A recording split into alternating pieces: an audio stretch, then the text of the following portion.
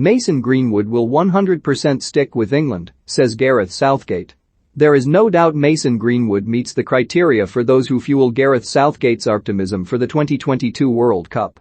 We've got some very exciting attacking players, many of whom aren't yet the finished article, said the England manager when announcing his squad for the latest round of qualifiers on Thursday, and, with it, a contradiction at the heart of the Manchester United striker's omission. For England to take the next, and hardest, step from tournament runners-up to winners, Southgate explained, the young players at his disposal need to gain more experience before their arrival in Qatar. He was at pains to say qualification is not guaranteed, despite a 100% start to the qualifying campaign. Greenwood, however, will spend the international break training with what remains of Ole Gunnar Solskjaer's squad at Carrington, rather than adding to his solitary England cap against Hungary, Andorra, or Poland.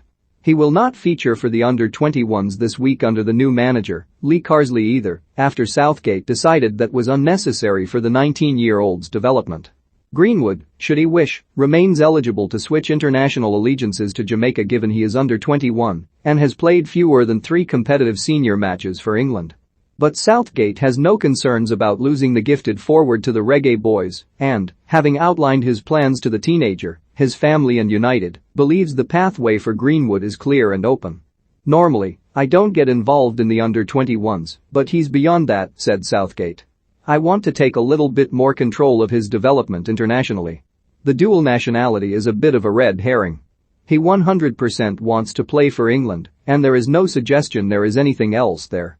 Southgate is understandably stuck closely to the squad that reached England's first major final in 55 years for the World Cup qualifying triple-header, although the uncapped Patrick Bamford has been rewarded for his fine form for Leeds with a call-up.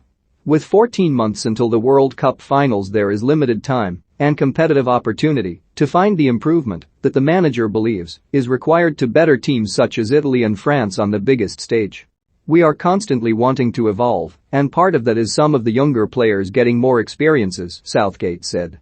In the biggest games, retaining possession under that intense pressure is something that we feel we can definitely be better at. One of the difficulties is you don't always face those types of matches in between those big tournaments. We'll have some tough games for sure, different types of challenge, but if we can nail the qualification for Qatar, it is important that the matches we have after that, the level of them poses those sorts of questions. That's why we've enjoyed the Nations League really, because although people question the extra competition, which I understand, the level of the games has been good for us. We played Belgium twice last autumn and Denmark. We learned a lot from those games, and you do want that level of opponent as regularly as you can to improve the level of your own team. We can talk to the team about decision-making in certain moments, but there's also an element that there are certain types of players in certain positions we don't have.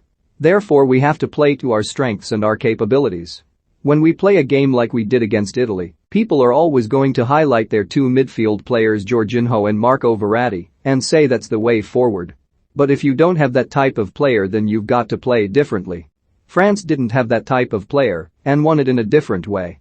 We've got to be the same. We've got to make the most of the assets we have and not worry about what we haven't got.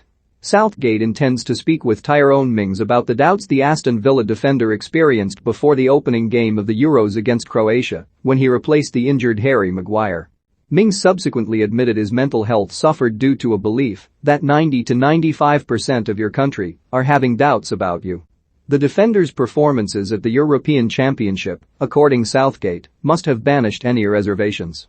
I saw the article. I think there's a balance, that's why I like the phrase mental fitnesses as much as mental health. With mental health, people immediately think of the more clinical areas, and sometimes there can be performance anxiety, which seems to be what Tyrone was referring to when he was talking about the build-up to that first game and the doubts that he perhaps felt externally about whether he could cope. I sensed that in the lead into that first game, and I talked to him a few times that week. We were very confident he could do that, and he performed exceptionally well.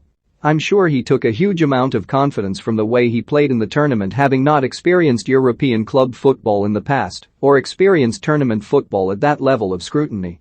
I thought he dealt exceptionally well with that. It is something I will pick up with him again when we are together, just to clarify, but that seemed to be the area he was talking about. When we talk about mental health, there are lots of different areas and different feelings that people experience along that spectrum.